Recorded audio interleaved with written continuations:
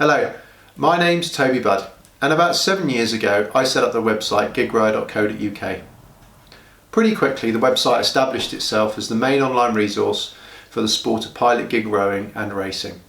A place where you could go and get news, information, results, a list of upcoming events, etc. Over those years the website's been updated by a great team of volunteers, and it's only thanks to them the website's become so popular. Since it went live, we published over 1,700 articles and had thousands of rowers comment on the content that we published. You see, Gig Rower's always been about the rowers. It's been run by rowers for rowers. And as well as publishing news and information and results, we've also discussed topics and ideas, looked at the challenges that the sport's facing, and looked at how it can move forwards into the future as it grows so rapidly. About 6 months ago, I got a phone call from the chairman of the CPGA, Shane Sullivan, and met him for a cup of coffee.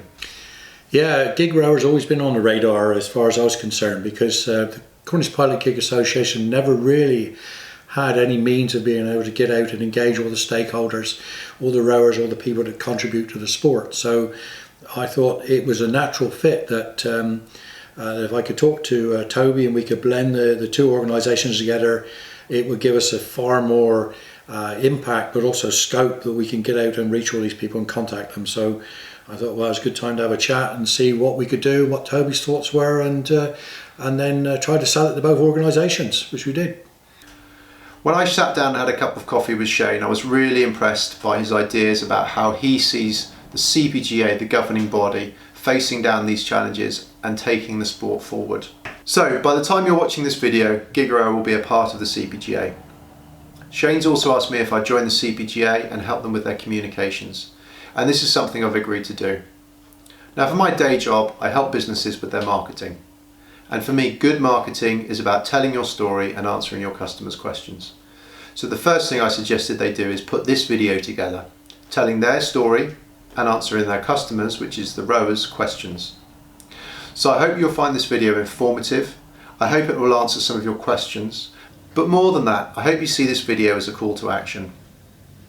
In the upcoming interviews, you'll see how much the CPGA has changed.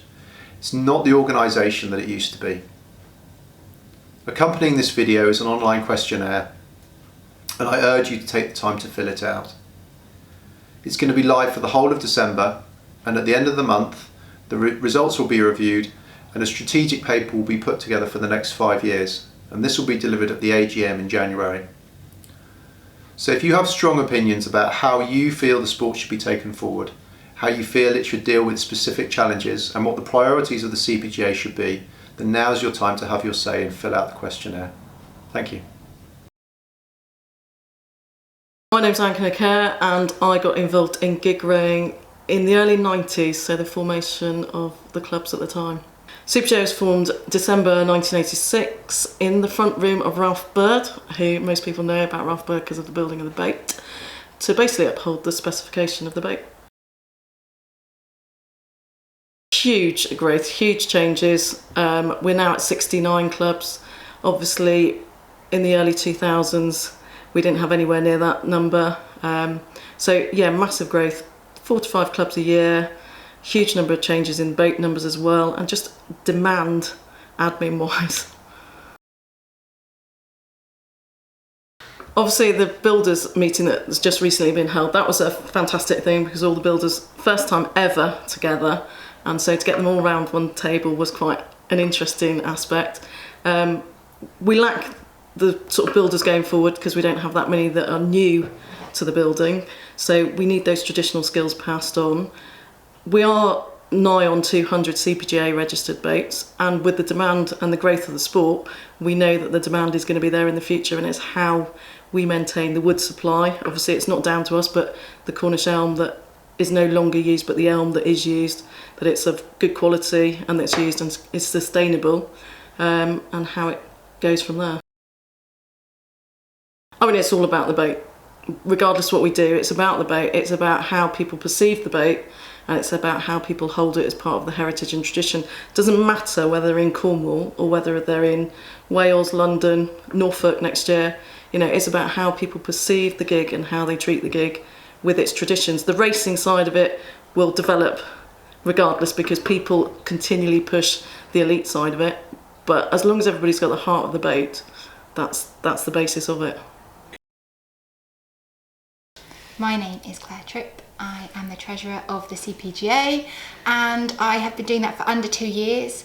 I was asked to do the role by the previous treasurer, Ted Gundry, and I know that he tried to retire a couple of times, so I stepped in to fill the post. And whilst the money isn't always the most glamorous part of the organisation, it's an integral part to make sure the organisation runs smoothly.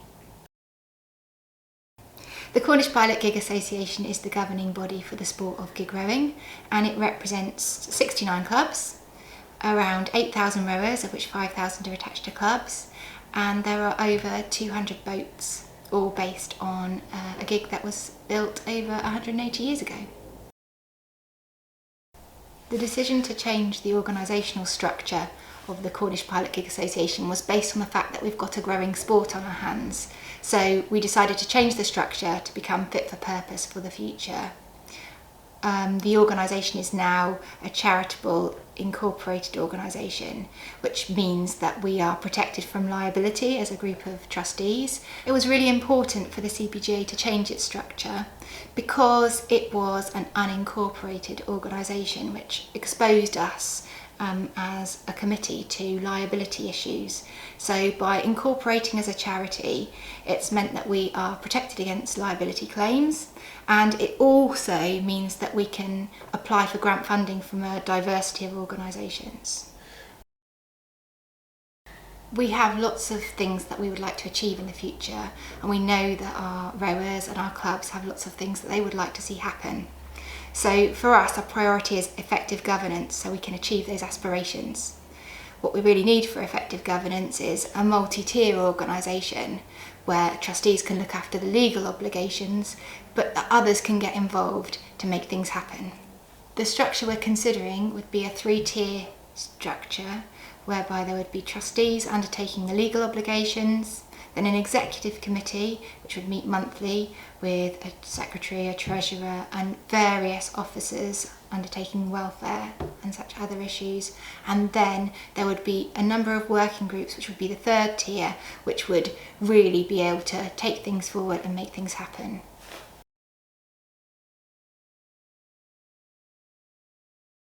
This is very much a new organisation, and we are very keen to take things forward rapidly in order to keep pace with this growing sport. So it's a new opportunity for people to get involved and support the sport, and it would be great if people could come forward with their skills and resources and ideas and help us make things happen. My personal priority would be to professionalise the organisation. We've got aspirations to support our rowing community, to really increase opportunities for competitive racing, to do many things. And for me, that would mean putting staff in place to take things forward, not just the everyday running of the organisation, but to really take the sport forwards on all fronts. Now, this could happen through a number of ways. Obviously, as treasurer, I'm exploring opportunities for grant funding, for more strategic income. But for me, that might also mean raising membership from clubs and also potentially individual membership, where people can become an individual member, they get plenty back, but they can support the core of this organisation. It's much easier to get project funding than it is to receive core funding. So by individuals supporting the sport, that would really enable us to do great things. So the purpose of this video is to really give people the chance to tell us what they want.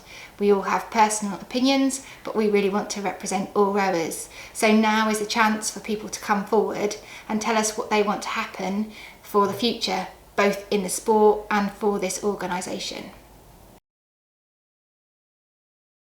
My name's Shane Sullivan. I'm the chairman of the Cornish Pilot Gig Association. I've been involved with rowing now for probably about 25 years.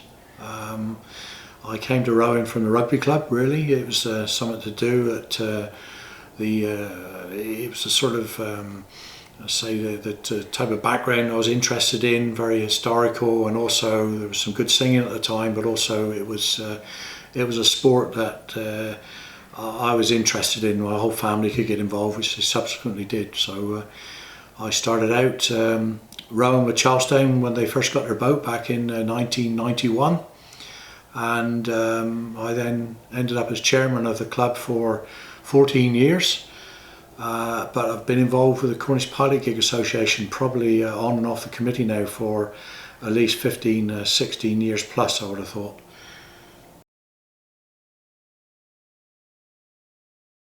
I took over as chairman of the Pilot Gig Association at this year's AGM, which coincided at the same time that we actually shifted the organisation over to an incorporated organisation. So we actually became a charity, and then we also had to appoint trustees to actually run the charity as such. So that was this year, and it just had to be at the right time for myself because of other commitments, both with the family and work especially, and also the time I thought was right that to give it a go, really. And that coincided, or most of those points coincided with this year, really. We're at a stage now, in my opinion anyway, that the sport is growing. It is a fantastic sport to start with, but also the way that the sport is growing and spreading is something that we now have to address. Back when I started rowing, there was about 7 or 8 clubs, and we're all in. Everyone could get together and go to each other's events. Now that's not the case. We're now almost 70 clubs. We're spread over 9 counties throughout mainly the southwest of England. There's 5, 6, 7, 8,000 rowers. We're not quite sure how many, and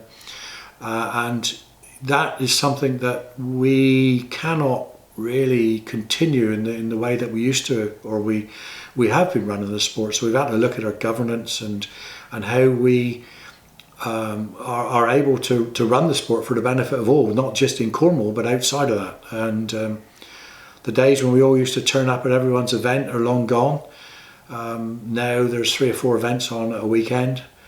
Maybe the sport will go around turn full circle, which I think it probably will. There'll be more local rowing, more local regattas, but there will still be those big championship events which will have to take place, or should take place, for everyone to attend. But for everyone to go to each other's regattas now, that's long gone. It's a completely different sport, perhaps almost semi-professional in one way, with the way that some of the clubs train. But then again, you've also got the smaller clubs that exist, for the benefit of the community. I think, well, we're all for the benefit of the community, but all those other clubs as well that perhaps aren't so successful but provide a spectacle and also a service to the community in which they serve, which they come from, which is part of the ethos of the sport.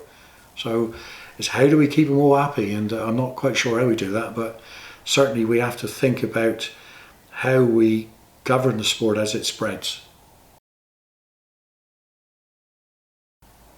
One of the issues we are certainly concerned about, and we are going to do something about next year, which falls in line with how the organisation has been restructured, is to look at the racing. And we know that people are very passionate about racing. We know that from the amount of time and effort they put in, and the dedication to the sport to achieve. So we have to look at what we've currently got, which has really grown empirically since the sport started, to where we are now, and is that good enough? So we will form a working party now, which will start for next year, looking at how we can get some more exciting racing into the calendar, if that's possible.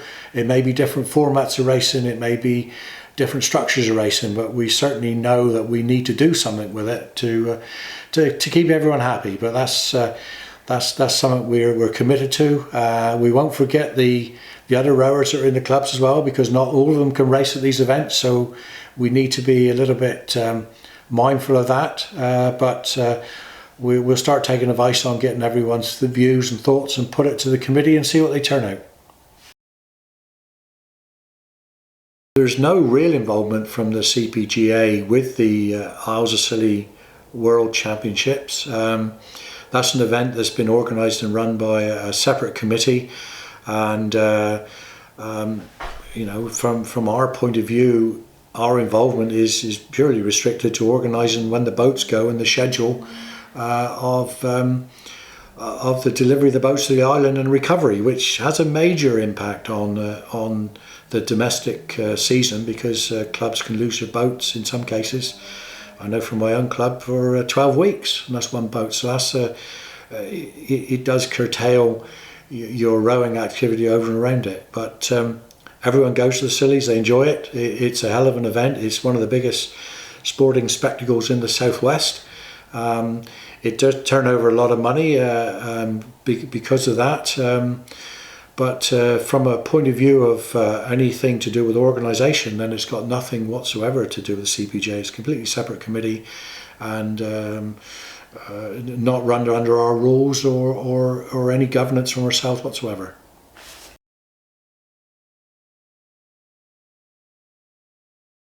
The values of the sport, to my mind, are mainly based around the volunteers that help to deliver it. I've been involved in a lot of sports, and nearly all of them rely on volunteers to be able to help them to run, and for everyone to be able to achieve what they want to achieve in that sport. So in our sport, there's a lot of dependence on volunteers. Everyone that paints the boat, that tows the boat, that goes to the event and does everything behind the lines. We all know them. Well, there's three things to take away from this, and one is that the Cornish Pilot Gig Association is a new organisation, and a lot of things have changed, a lot of people have changed. There's still a few of us here, but we need to expand on that. So we need to make plans. That's the second thing, and to make those plans, then we need information back from people, and we'll be asking for people's opinions and suggestions of what we can do to take the sport forward. And then the third thing that we'll take from it is, from all that information that comes back, we can then write a strategy document which will be delivered at the next AGM.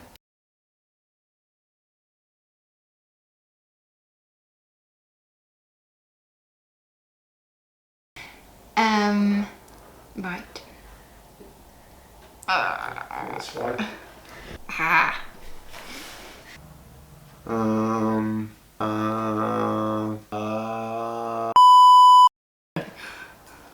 Oh, sorry, are you asking? Yeah, sorry. That's the aggressive bit. Look to recruit people. Now, did I swear?